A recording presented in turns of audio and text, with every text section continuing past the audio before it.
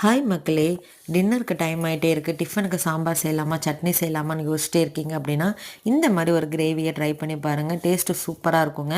எப்படி செய்கிறதுன்னு பார்த்தரலாமாங்க. ஒரு கடாயில் வந்துட்டு எண்ணெய் ஊற்றிட்டு கொஞ்சம் கல்பாசி, ஒரு பட்டை, கொஞ்சம் சோம்பு, அப்புறம் கொஞ்சமாக கடுகு, கொஞ்சம் பச்சைக்கடலை பருப்பு, அது கூடவே நீள நீளமாக கட் பண்ண பெரிய வெங்காயம், 2 பச்சை மிளகா, பூண்டு, அதை நல்லா வணக்கிக்கலாம். அது வணங்கினதுக்கப்புறம் தக்காளியும் போட்டுட்டு கொஞ்சம் வணங்குறதுக்காக உப்பையும் நான் ஆட் பண்ணி வணக்கிக்கிறேங்க.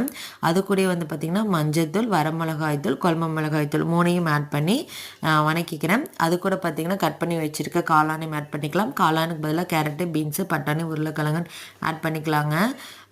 அது வணங்குறதுக்குள்ளே சைட் பையாக பார்த்திங்கன்னா ஒரு மிக்ஸி ஜாரில் துருவின தேங்காய், கொஞ்சம் போல் சோம்பு, சீரகம், கசகசா எடுத்துக்கலாம். நீங்கள் வந்து தேங்காய் வந்துட்டு எதுக்கு அரைக்கிறதா இருந்தாலும் கொஞ்சம் கசகசா அரைச்சி குழம்புக்கு ஊற்றுனீங்க அப்படின்னா டேஸ்ட்டு சும்மா சூப்பராக இருக்குங்க. காளான் வந்துட்டு நல்லா வணங்கினதுக்கப்புறம் தேவையான அளவுக்கு நான் வந்து கல்லுப்பு இங்கே ஆட் பண்ணியிருக்கேன். ஸோ அதுக்கப்புறம் அரைச்சி வச்ச அந்த தேங்காய் பேஸ்ட்டுக்கு பார்த்திங்கன்னா நம்ம அதையும் ஊற்றிக்கலாம்.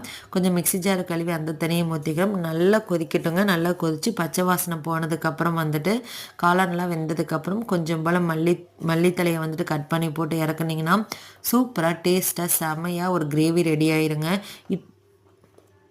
இட்லி தோசைக்கு வந்துட்டு அவ்வளோ ஒரு டேஸ்ட்டாக இருக்குங்க. ட்ரை பண்ணி